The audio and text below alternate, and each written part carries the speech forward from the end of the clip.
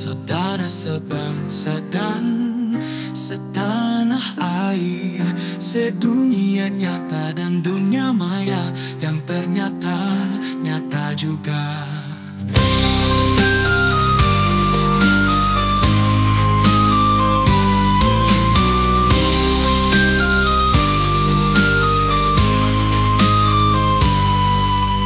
Kerimangan saya, pernyataan yang bebas sebagaimana dijamin konstitusi.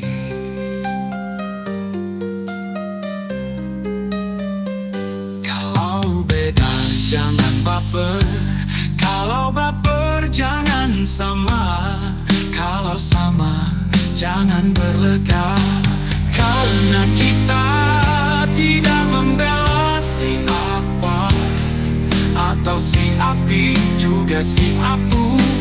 Kita membela kebebasan berpendapat, kebebasan berpikir, tapi asal proporsional, bukan asal caci maki, bukan pula puja-puji. Sebelum masuk ke pembahasan soal OCCRP, ada kabar gembira bagi Indonesia. Konon kini tingkat literasi masyarakat Indonesia yang semula 66% naik menjadi 72%. Tapi naiknya tingkat pembacaan itu berkorelasi dengan tingkat pemahaman, itu soal lain, masih butuh pencermatan. Mari fokus ke OCCRP lagi. Organized Crime and Corruption Reporting Project ini sebuah lembaga yang keberadaannya dalam mengakhiri tahun ke-13 menyorongkan tema Person of the Year in Organized Crime and Corruption OCCRP 2024. Lebih ke personal pemegang kekuasaan karena ranah penelitian selama ini pada permasalahan mengungkap kejahatan terorganisir, terorganisasi, dan korupsi di seluruh dunia. Tujuan utama mereka adalah memberikan informasi kepada publik dan mendorong akuntabilitas terhadap aktor-aktor yang terlibat dalam kejahatan dan korupsi. Ranah perhatiannya pada kejahatan terorganisasi, korupsi pemerintah dan swasta, pencucian uang dan keuangan gelap, kolaborasi global, dan penyebaran informasi untuk perubahan. Selain memiliki perangkat teknis dan sistem yang canggih, organisasi independen ini, OCCRP ini bekerja sama dengan jurnalis dan media di berbagai negara untuk menyusun laporan mendalam yang melibatkan investigasi lintas batas, memberikan data dan laporan yang dapat digunakan oleh masyarakat sipil, penegak hukum, dan organisasi internasional untuk mengambil tindakan.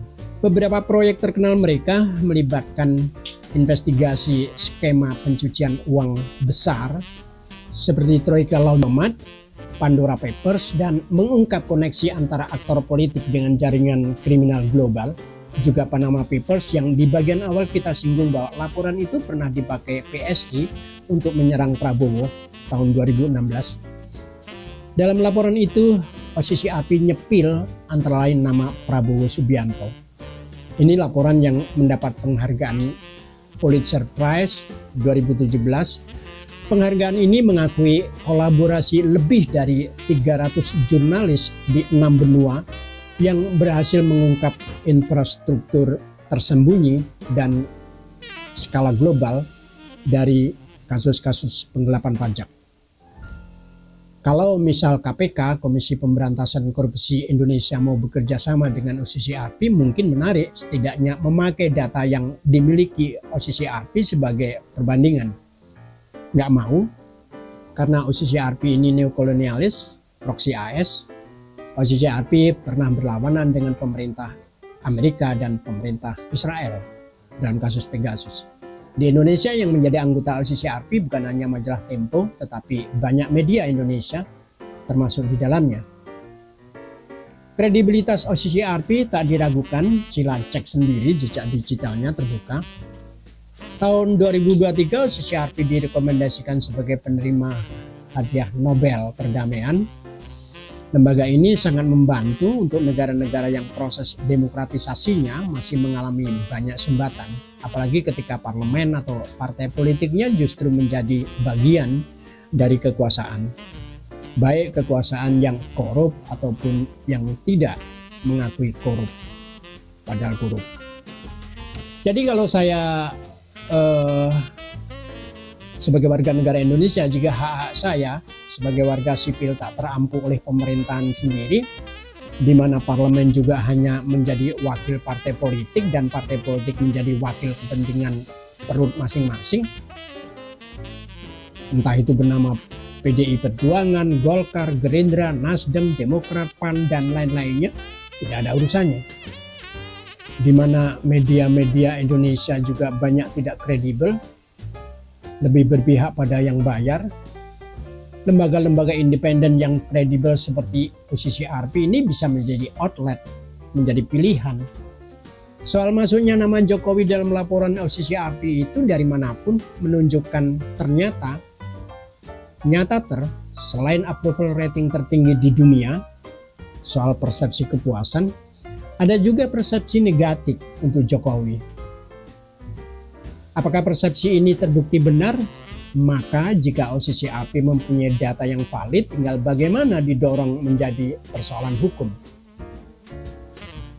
Proses pembuktian yang ditantangkan Jokowi tinggal menunggu keberanian sistem hukum Indonesia. Kalau tidak, ya persepsi negatif Jokowi sebagai pemimpin akan menjadi catatan hitam dunia yang abadi. Jika semasa Jokowi saja tak mudah mengundang investor asing, bagaimana nasib pemerintahan sesudahnya yang terkena getah dari residu kepemimpinan sebelumnya?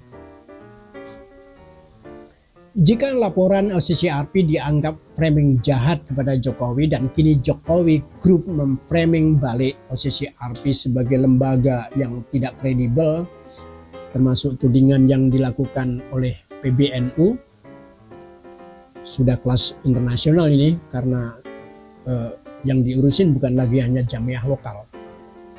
Itu sungguh langkah blunder membuat nama Indonesia makin terseok.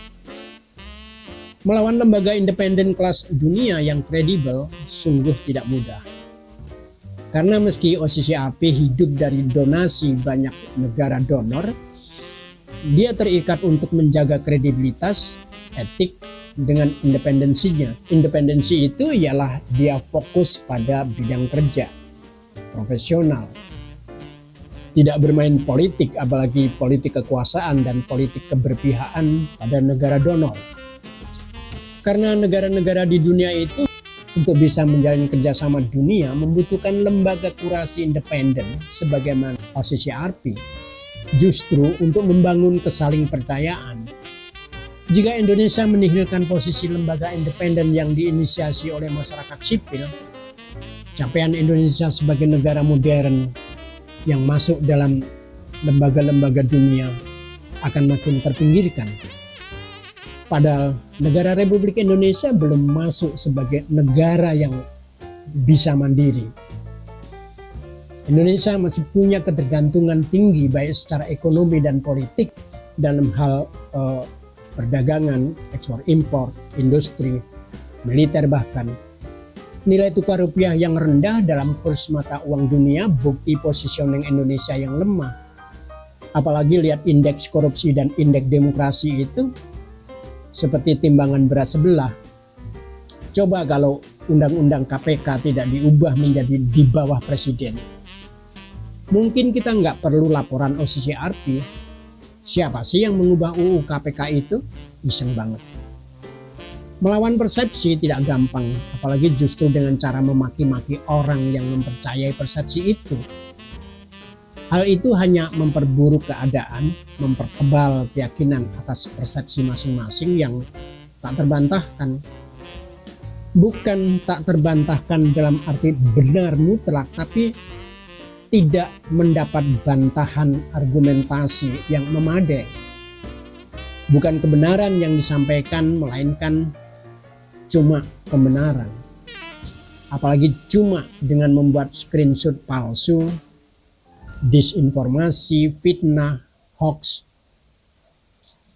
Yang harus dilakukan Indonesia adalah tegakkan hukum, berantas korupsi, taat konstitusi. 3 itu dulu Pak Prabowo, dan jangan bohong. Omon-omon kalau nggak bohong nggak apa-apa, tapi kebanyakan omon-omon bisa kepleset bohong.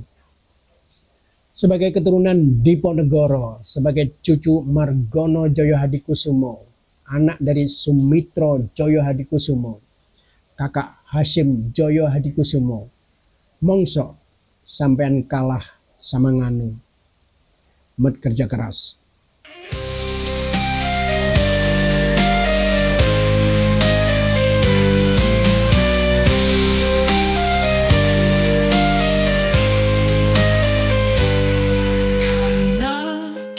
Cinta negeri ini yang rakyatnya masih baperan dan pemimpinnya kelas emperan. Eli Tenya.